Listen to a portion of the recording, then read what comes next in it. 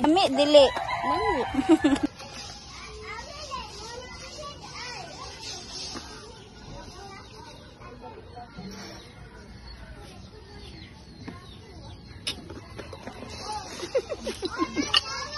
In regards with our discussion, everyone, all about the story entitled A Busy Little Ant. Okay, A Busy Little Ant. So, A Busy Little Ant, it's all about planning. So, the moral of the story is that planning is very essential, or it is very important so that you can achieve your success.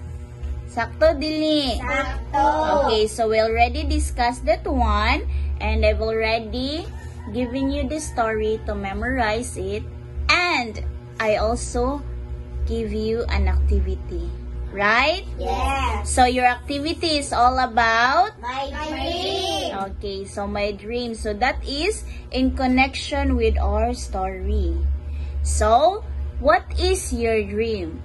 And at the bottom of your activity, there are how many plans? 3. 3 plans. So, it is in connection with your dream.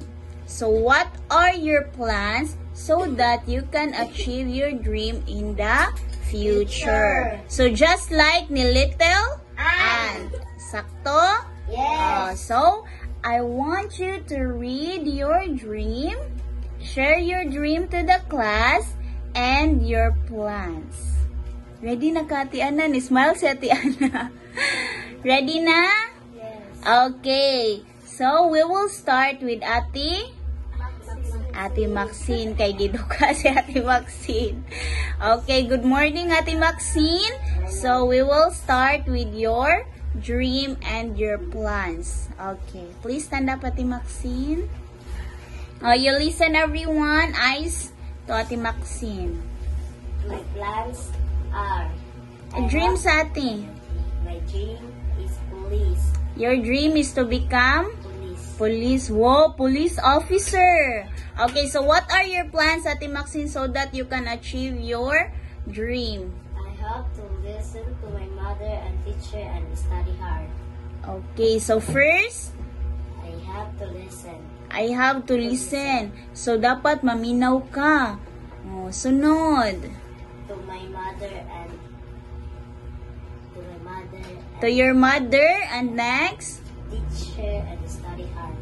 To your teacher, and lastly, study hard. Wow.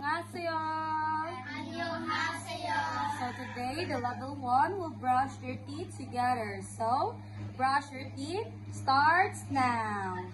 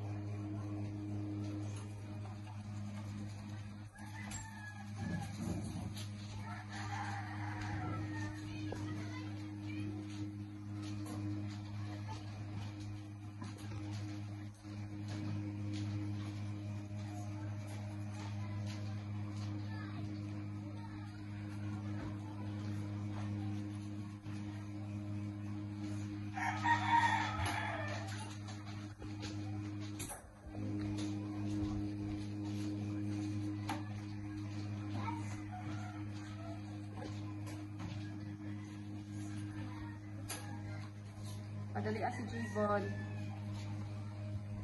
Annyeonghaseyo. So today, the level 2 will brush their teeth together. So, brush your teeth starts now.